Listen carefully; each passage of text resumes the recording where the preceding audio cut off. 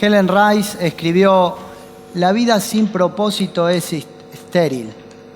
No puede haber una cosecha a menos que plantes una semilla. No puede haber un logro si es que no hay una meta. Y si no enviamos naves, no vamos a esperar que ninguna nave regrese. A menos que haya un concurso, nadie ganará, porque los juegos no pueden ser ganados si no se realizan.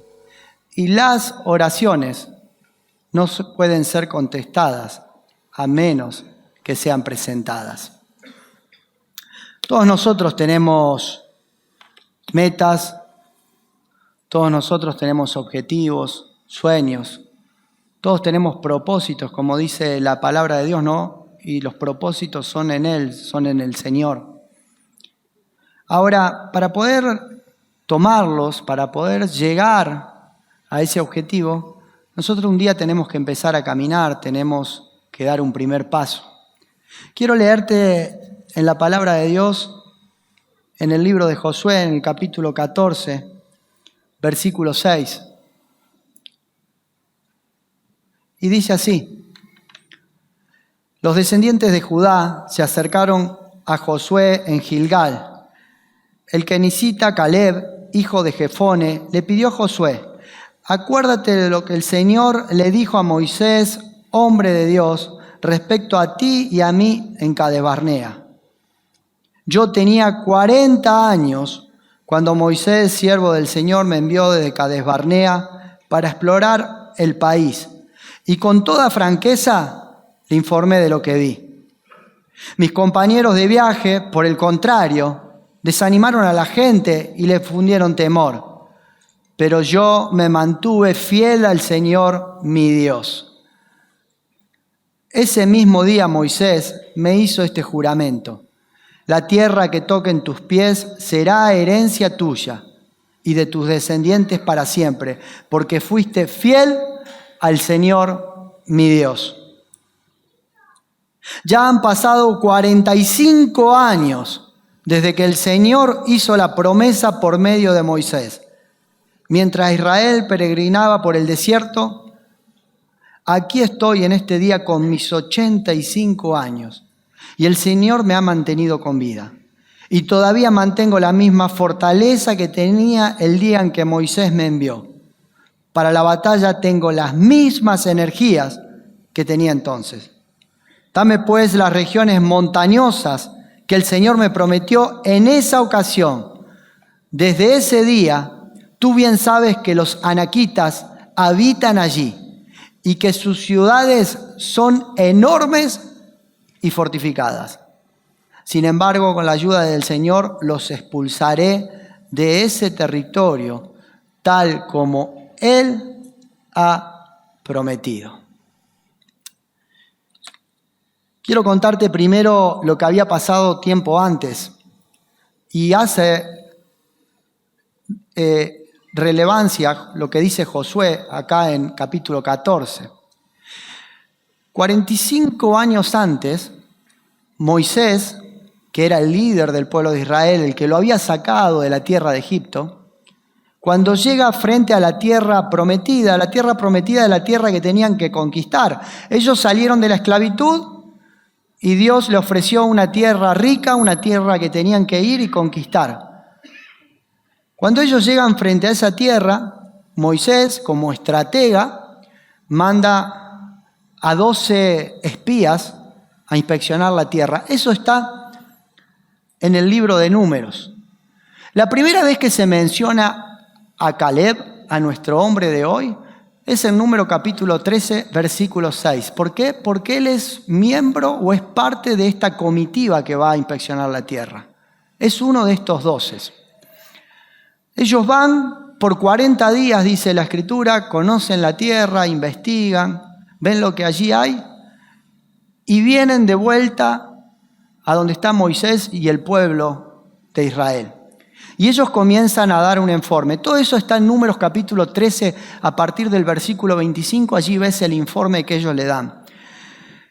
10 de ellos concuerdan de que la tierra es rica Ellos fueron a ver eso, es una tierra fértil, una tierra que les va a poder dar de comer a todos. Y dicen, si eso es lo que Dios nos prometió, verdaderamente es una tierra, dice la Escritura, que fluye leche y miel. Ahora, ellos siguen dando el informe y dicen que el problema es que hay enemigos poderosos, que hay ciudades fortificadas, o sea, se refieren a ciudades que son amuralladas. Y entonces, si bien la tierra es lo que prometió Dios, dicen, no lo podemos conquistar, no avancemos porque no podremos conquistarlos. Mirá, si todo hubiera andado bien, si la misión de los espías, cuando regresaron, hubieran dicho todo el mismo informe, vamos y conquistemos, lo que nosotros conoceríamos de Caleb nomás es Números 13, versículo 6, que lo menciona como uno de los espías. Pero como el informe fue contradictorio, porque estos 10 dijeron, no avancemos porque no podemos conquistar, nosotros podemos conocer en las Escrituras algo más de Caleb. Y la próxima mención de Caleb se encuentra en el libro de Números, en el capítulo 13, versículo 30. Cuando todos ellos, todos los espías empiezan a decir que no vamos a conquistar, el pueblo se empieza a preocupar, el pueblo se empieza a amargar porque dice, pero ¿por qué estamos acá? Dice, ¿por qué no volvemos a Egipto? ¿Por qué no buscamos un nuevo líder? Enseguida, ante la dificultad, ellos quieren volver atrás. Me parece como, y me siento identificado como alguno de nosotros. Pero en ese momento ahí interfiere otra vez Caleb y Caleb habla. Y dice, la gente comenzó a murmurar, pero Caleb les ordenó callarse y les dijo, vamos a conquistar ese territorio, podemos hacerlo. Caleb dice, esperen, dice, yo estoy de acuerdo, la tierra es rica, es fértil, pero no estoy de acuerdo en que no podremos conquistarlo. Avancemos, vamos, esa tierra es nuestra. Sin embargo, vos seguís leyendo el relato y aquellos espías le ponen más ímpetu, comienzan a decirle más cosas y a contarle más de los enemigos de esa tierra, comienzan a hablar de los gigantes que están en las montañas, que habitan en las montañas, del armamento que tienen, de lo hábil que son en la guerra. Y el pueblo se sigue desanimando. Y el pueblo sigue murmurando. Cuando vos llegás a Números capítulo 14, en el versículo 6, vuelve a aparecer este hombre de Dios, este Caleb. Y dice que Caleb y Josué se rasgan las ropas, se rompen sus vestidos en señal de dolor. Y mirá lo que dicen ellos. El territorio que vimos es bastante bueno. Allí siempre habrá abundancia de alimentos. Dios nos ama, nos ayudará a entrar en Él y nos lo dará. Lo importante es que no se rebelen contra Dios ni tengan miedo de la gente que vive en ese territorio. Mirá la fe de Caleb. Será muy fácil vencerlos, porque ellos no tienen quien los cuide. Nosotros, en cambio, contamos con la ayuda de nuestro Dios. No tengan miedo. No tengan miedo. ¿Cuántas veces el temor en nuestra vida nos hace actuar de forma ilógica y forma irracional? Como lo iba a hacer con este pueblo. Porque dice que este pueblo, cuando escuchó lo que ellos dijeron, ¿saben lo que hicieron? No les importó. No les importó la opinión de Josué y Caleb, sino que dice que querían apedrearlos, que querían lastimarlos. Y es por eso que el pueblo no avanzó en esa época y no conquistó esa tierra. Ahora, semejante actitud del pueblo, una actitud de desconfianza, una actitud de debilidad, de temor, trajo sobre ellos, podríamos decir, una de las circunstancias más trágicas de la historia del pueblo de Israel. Porque cuando Dios vio la incredulidad de ellos, dijo, bueno, ya está, hasta acá. Esta generación, dice, este pueblo al que yo le había prometido esa tierra, no lo va a alcanzar. Esta generación, dijo el Señor, va a morir en el desierto. ¿Por qué? Porque no habían creído. Van a morir acá. Es más, Moisés murió en el desierto. Ahora el Señor hace una excepción. Y fíjate lo que dice Números 14, versículo 24. En cambio, mi siervo Caleb, que ha mostrado un espíritu diferente y me ha sido fiel, le daré posesión de la tierra que exploró y su descendencia la heredará. Esa es la promesa que recibió Caleb. Todos, dice, van a morir en el desierto, esa generación. Pero debido a la fidelidad, debido a la obediencia, debido a la lealtad de mi siervo Caleb y de Josué, ellos avanzarán y ellos verán la tierra prometida. Ahora sí, llegamos otra vez al relato. Sabiendo esto, llegamos otra vez al pasaje de Josué, capítulo 14, versículo 6. Cuando vos comenzás a leer el libro de Josué, ves que ya la generación murió en el desierto. Moisés murió en el desierto y entonces ya el Señor pone otra vez su plan en marcha de conquistar la tierra. Y el pueblo de Dios comienza a avanzar y comienza a pelear y sale victorioso y comienzan a conquistar diferentes territorios. Y llega en este pasaje de Josué poco antes y dice que ya Josué estaba avanzado en edad, era bastante grande, entonces comienza el momento de repartir las tierras como ya se había designado tiempo antes. Algunas tribus ya estaban habitando ciertos lugares y allí comienzan a repartir. Y a algunos le tocan los valles, a otros le tocan las regiones junto al Jordán. Cuenta el libro de Josué cómo se van dividiendo las tribus. Otras le tocan lugares donde los enemigos no son tan poderosos, sino que diríamos que son un poco más pacíficos, que no son tan fuertes, tan hábiles. Y entonces cada uno va tomando su tierra. Y en el medio de toda esa gente que va tomando la tierra que Josué va dando, allí abriéndose paso, con 85 años de edad, aparece un hombre. Y ese hombre es Caleb.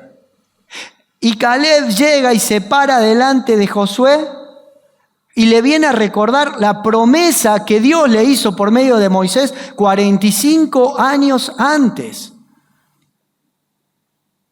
Josué capítulo 14, versículo 9 dice, ese mismo día, habla Caleb, dice, ese mismo día Moisés me hizo este juramento. La tierra que toquen tus pies será herencia tuya y de tus descendientes para siempre, porque fuiste fiel al Señor, mi Dios.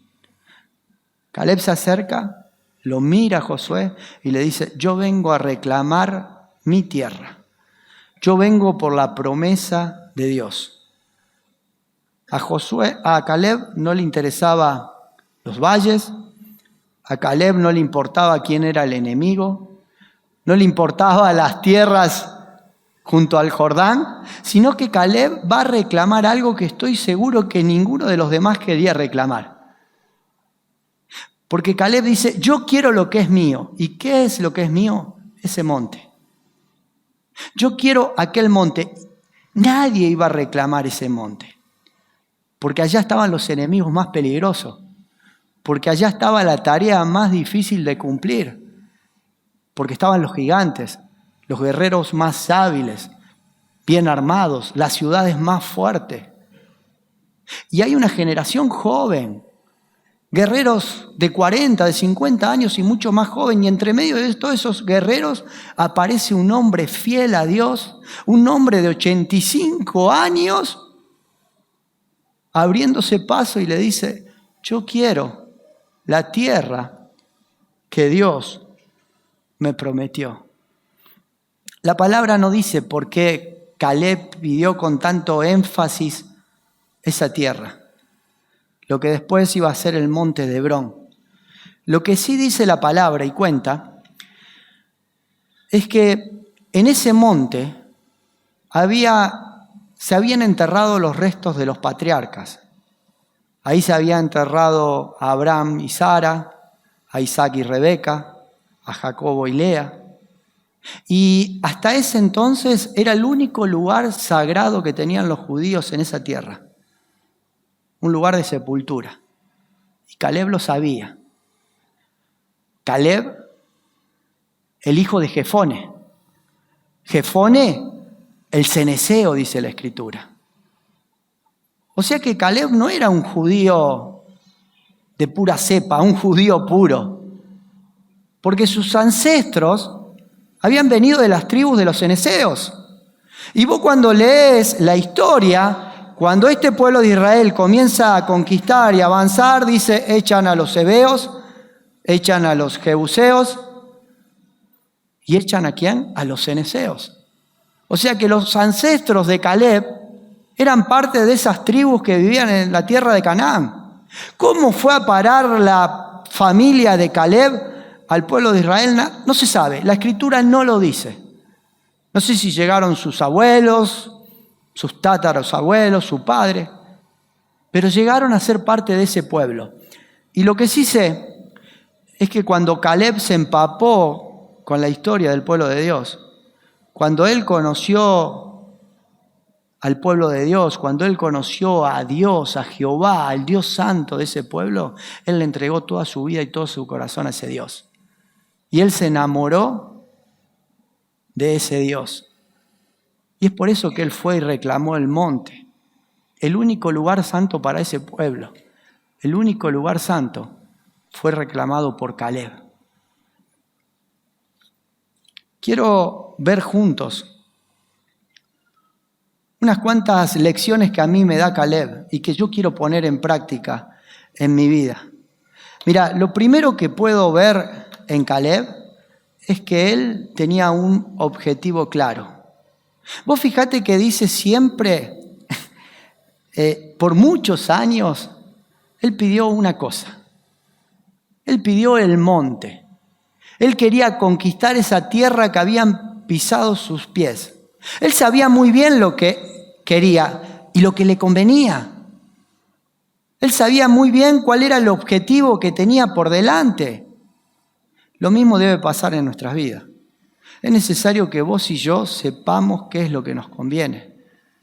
Es necesario que vos y yo, cuando nos acerquemos a Dios, podamos pedirle con claridad a Él las bendiciones que queremos recibir. No podemos decirle, Señor, bendecime lo que vos quieras, que me bendigan lo que quiera, y doy gracias. Y muchas veces el Señor me ha sorprendido con esas bendiciones. Pero yo tengo que ser específico. Yo tengo que saber cuál es o qué es lo mejor para mi vida. Caleb lo sabía. Ahora, ¿por qué lo sabía? ¿Por qué Caleb sabía lo que le convenía? Porque era una persona que vivía en plena comunión con Dios. Porque una y otra vez la palabra de Dios dice que Caleb era fiel.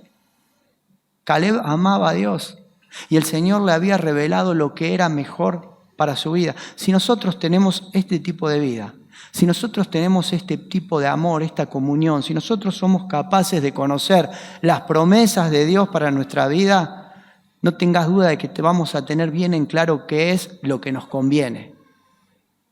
Y vamos a pedir por eso. Y vamos a ir por eso en nuestra vida. El Salmo 37:5 dice, deleítate en el Señor y Él te concederá los deseos de tu corazón. Los deseos de tu corazón. Qué promesa que nos da confianza, tranquilidad. Ahora es una promesa condicionada. Porque vos fíjate que primero dice, deleítate en el Señor. Y deleitarse en el Señor es lo que hacía Caleb. Deleitarse en el Señor es enamorarse de Él. Deleitarse en el Señor es entregarle todo nuestro corazón, nuestra vida, es empaparnos de la palabra, es presentar nuestras oraciones delante de Él, tomarlo como Dios santo. Deleitarnos en el Señor es enamorarnos de Él. Y si vos y yo nos enamoramos de Dios, escúchame bien, lo que va a suceder es que en nuestro corazón nuestros pensamientos se van a alinear con la voluntad de Dios para nuestra vida. Entonces nosotros vamos a pedir y vamos a clamar lo que más nos conviene, que es lo que Dios ha diseñado para tu vida y para la mía. Y si actuamos de esta manera, nuestras peticiones se van a cumplir, nuestros deseos se van a cumplir porque están alineados a la voluntad de Dios. Y esto me habla a mí de la visión que tenía Caleb, porque la visión de Caleb estaba fundada en lo que Dios quería para él. La visión de Caleb era cumplir el propósito que el Señor tenía para su vida. Y esa debe ser tu visión y mi visión. Nuestra visión debe estar puesta en Dios. En segundo lugar, lo que me enseña este hombre es que él perseveró más allá de los retrasos. 45 años atrás, Caleb fue a inspeccionar la tierra prometida. Caleb fue a la tierra de Canaán y volvió y le dijo a Moisés, a los espías y a todo el pueblo: bueno, vamos, avancemos, y varias veces, ¿no? Y conquistemos, porque esa tierra es nuestra. Vamos, porque yo quiero lo que el Señor me ha prometido. Ahora, sin embargo, por la incredulidad de un pueblo, por la incredulidad de esos 10 espías, él retrasó el cumplimiento de esa promesa. Dios retrasó el cumplimiento de esa promesa por 45 años. Por 45 años. O sea que desde los 40 hasta los 85, él tuvo su objetivo claro, pero no lo pudo alcanzar. ¿Por qué? Por la incredulidad de los otros. Yo pensaba, ¿cómo hubiera actuado yo si por la incredulidad del otro no veo mi promesa cumplida y tengo que estar 45 años en el desierto? ¿Cuál hubiera sido mi reclamo a Dios? Caleb no tuvo reclamo. Caleb, dice la Escritura, siguió siendo fiel a Dios, más allá que se vio afectado por las decisiones de los demás. Pero las decisiones de los demás afectaron su vida y retrasaron su promesa. 45 años. Esto me habla de la fe. Que la fe de Caleb estaba fundada en Dios. ¿Y por qué te hablo que era un hombre de fe? Porque cuando pasaron 45 años y con 85 años él se para delante de Josué, delante del pueblo, delante de su tribu, dice, y reclama el monte, esa tierra para todos los demás inconquistable, donde había adversarios tremendos. Dice, yo quiero esa tierra, yo voy a pelear y sé que la voy a poder conquistar por mi Dios. Nadie dijo nada. Nadie objetó lo que decía Caleb. Él dice, yo estoy fuerte, tengo la misma fuerza que cuando tenía 40 años. Y la tenía, se ve, porque nadie dijo nada. Porque él se había mantenido fuerte en el desierto, donde otros murieron. Él se transformó en un hombre lleno de vida, lleno de vigor. ¿Por qué? Porque él nunca perdió de vista esa tierra, porque él nunca perdió de vista las promesas de Dios, y porque esas promesas que estuvieron lejos y tardaron 45 años en llegar, y muchas veces tal vez no pudo ver esa tierra, él las creyó, él las guardó en su corazón, y él siguió adelante. Yo no sé qué es lo que vos estás esperando de Dios. Yo no sé cuánto hace que vos estás clamando a Él. Días, meses, años. Mi oración es que no tengas que clamar por el cumplimiento de esa promesa 45 años. Pero si tenés que hacerlo, seguí adelante. Seguí creyéndole a Dios. Seguí mirando con los ojos de la fe. Los ojos de la fe, ¿sabes? Te hacen lo que hicieron en Caleb. Que aunque la tierra estaba lejos, que aunque verdaderamente estaba lejos, si vos mirás con fe, vas a ver esa tierra más cercana. Vas a ver el cumplimiento de tu promesa mucho más cerca. Porque eso es fe. Es ver cerca lo que aún está lejos. Pero no dudes, porque el Señor cumplirá su promesa en vos. Y en tercer lugar, culmina diligentemente tu tarea. Cuando el pueblo entra a la tierra, el Señor le da instrucciones claras. Dios les dice lo que deben hacer. Ellos deben avanzar sobre las tierras, deben pelear, luchar y conquistar. Ahora, cuando conquistaban, ellos tenían que correr a los pueblos que allí vivían, o sea, tenían que echarlos de esa región. Y ellos comenzaron a avanzar y comenzaron a obedecer el pueblo, las tribus, y avanzaron sobre esas regiones. Pero mirá lo que dice la Escritura. Josué capítulo 13, versículo 13. Pero los israelitas, la orden de Dios, conquisten y echen fuera, conquisten y corran a los demás. Pero los israelitas no expulsaron. ¿Cómo? Pero los israelitas no expulsaron de su territorio a los habitantes de Gesur y Maca. Y hasta hoy viven en el territorio de Israel. Una tribu. No expulsaron. Josué capítulo 15, versículo 63. Los descendientes de Judá, escuchá, la tribu de Judá, no pudieron expulsar de la ciudad de Jerusalén a los jebuseos. O sea, llegaron, conquistaron, pero no los pudieron echar. Ahora la historia sigue. Así que hasta el día de hoy, estos viven allí juntos con los descendientes de Judá. No los pudieron echar y siguen viviendo allí. Josué capítulo 17, versículo 2 y 13. Pero la tribu de Manasés, otros más, no pudieron echar a los cananeos de estas ciudades y todavía están allí. Primero no pudieron, dice, pero después, mira cómo sigue el relato. Cuando los israelitas se hicieron más fuertes, no desalojaron a los cananeos, pero les obligaron a trabajar para ellos. O sea, los tomaron de esclavos. Otras versiones dice, y aprovecharon y le cobraron impuestos. O sea, la orden de Dios era explícita. Vayan, conquisten, avancen, lo van a hacer, pero échenlo. Y nadie lo hizo. Cuando vos lees toda la historia, hay un solo hombre que hizo lo que Dios le había pedido. Josué capítulo 15, versículo 14. En esta ciudad, está hablando de Caleb, del avance de Caleb sobre aquella ciudad en el monte. Dice, en esta ciudad vivían los grupos familiares de los gigantes, Sesai, Aimán y Talmai. Caleb los echó de ahí y se apoderó de la ciudad.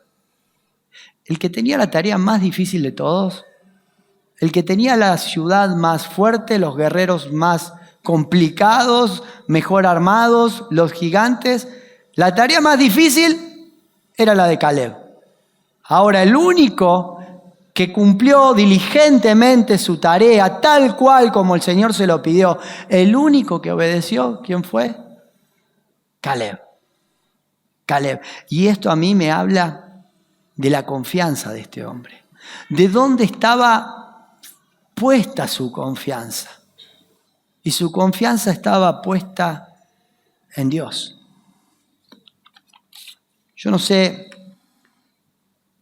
qué tenés por delante. ¿Cuál es tu objetivo? ¿Cuál es tu lucha? ¿Cuál es tu monte? ¿Cuál es la dificultad? ¿Qué es lo que estás orando día tras día? Lo que le estás pidiendo al Señor, lo que estás clamando una y otra vez. Pero lo que sí sé es que Dios lo puede cumplir. Pero lo que sí sé es que Dios lo quiere cumplir en tu vida. Pero Él necesita de que vos sigas adelante. Él necesita de que vos no te rindas. Y aunque estés, escúchame, aunque estés sufriendo injusticias como la sufrió Caleb, sigas siendo fiel a Dios. No hay más de 30 versículos en todas las Escrituras que hablan de Caleb. ¿Y sabes cuántas veces se repite que él siguió con los retrasos, con la necedad del pueblo, con el desierto, con las muertes de sus amigos en el desierto? ¿Sabe cuántas veces se repite que él siguió siendo fiel al Señor? 6 veces. En menos de 30 versículos se repite 6 veces. Con un hombre así, ¿sabes? Un hombre así no puede ser otra cosa que ser bendecido. Porque él siguió fielmente a Dios. Quiero terminar citando las palabras de Jorge Bucay, un escritor y terapeuta. Algo que escuchaba esta semana y me llamó la atención. Él dice que la felicidad no es sinónimo de alegría. A pesar de que comúnmente la gente más feliz es más alegre, pero no es lo mismo. Estar alegre, ¿qué es? Cantar, reírse, batir palmas, y eso está bien. Es bueno la alegría, pero la felicidad es otra cosa. Uno no puede estar feliz todo el tiempo. Uno no puede festejar, reírse todo el tiempo. ¿Por qué? Porque en la vida nos cruza con momentos tristes, con momentos difíciles. Pero si bien no se puede estar alegre todo el tiempo, sí se puede ser feliz todo el tiempo. ¿Por qué? Porque la felicidad tiene que ver con otra cosa. Tiene que ver con la paz, con la serenidad interior, con la conciencia tranquila, con aquello que le da sentido a mi vida. Caminar rumbo a eso que le da sentido a mi vida, que le da importancia a mi vida, es estar en el camino correcto. Y cuando uno está en el camino correcto, uno lo sabe. Lo sabe porque siente serenidad. Lo sabe porque siente paz. Lo sabe porque aunque uno se da cuenta que las cosas no están saliendo como uno quiere, uno va por ese rumbo correcto. Y él termina diciendo, yo creo que la felicidad es justamente eso. La tranquilidad y la serenidad que se siente cuando uno sabe que está en el camino correcto. La palabra de Dios me habla de esa felicidad. De esa felicidad que todos los días de nuestra vida podemos tener, podemos experimentar. La palabra de Dios dice que esa felicidad, ¿sabes lo que es? Es el gozo. El gozo que solo Cristo nos puede dar. El gozo que lo encontramos en la cruz del Calvario. El gozo que nos da saber de que por esa cruz, por la obra redentora de Cristo en la cruz, vos y yo tenemos una nueva oportunidad.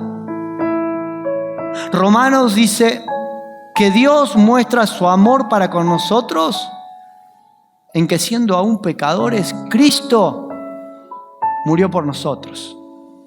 En esa cruz. Allí se comienza el camino correcto. Allí es donde vos tenés que rendir tu vida. Y tenés que creer. Tenés que creerle a Dios.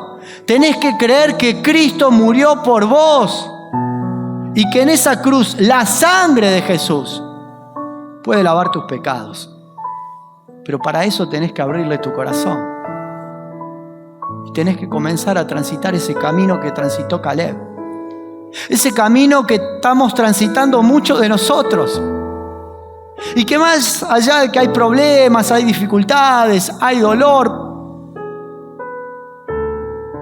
hay en nuestra vida gozo, hay felicidad. Porque sabemos que vamos por el camino correcto.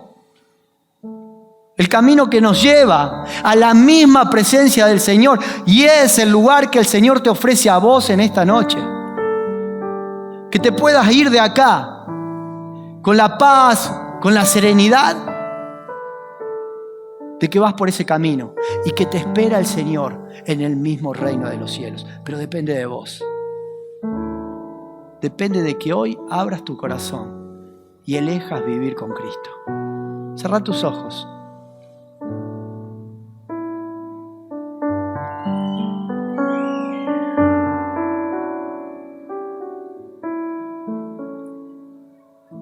Deja que el Señor te hable a vos en esta noche. En forma personal. Ahí con los ojos cerrados, centrate por un minuto en la cruz del Calvario. En esa cruz donde Cristo ocupó tu lugar. Donde Cristo se entregó por vos, por tus pecados, por tu dolencia, por tu inseguridad. En esa cruz donde Jesús derramó su sangre para que todo en el que en Él cree, dice la Escritura, no se pierda, mas tenga vida eterna. Pero tenés que creer. Tenés que dejar hoy que Él sea dueño de tu vida, que Él limpie tus pecados. Simplemente decirle, abrirle tu corazón y decirle: Señor, yo te quiero en mi vida. Señor, yo quiero que guíes mis pasos. Quiero ir por ese camino que iba Caleb, que fueron tantos hombres. Señor, yo quiero que un día vos me esperes en el reino de los cielos con los brazos abiertos. Pero mientras tanto tenés la plena seguridad de que si comenzás a transitar por ese camino, hoy, en tus luchas, en tus problemas, en tus angustias, en tus dificultades, vas a dejar de estar solo. Porque Él estará con vos, dice la palabra. Porque Él estará con vos todos los días hasta el fin del mundo. Señor, te damos gracias por Cristo nuestro Salvador. Te damos gracias, Señor, por la obra que Él llevó a cabo en la cruz. Y te damos gracias porque un día esa palabra llegó a nuestra vida. Gracias, Señor, porque tú preparaste nuestros corazones para que esa palabra penetre en nosotros. Y hoy podamos tener paz. Hoy podamos tener serenidad aún en el medio de las tormentas y de las dificultades. Porque aunque no todo en la vida es alegría, hoy podemos decir que podemos vivir una vida con gozo. Una vida con gozo porque estamos, Señor, en el camino correcto. Y hacia ti vamos. Y mientras tanto, Señor, te alabamos y te adoramos y te decimos, Señor, cuán grande es tu nombre. Padre amado, gracias por Cristo, gracias por esa cruz. En el nombre de Jesús. Amén. Amén.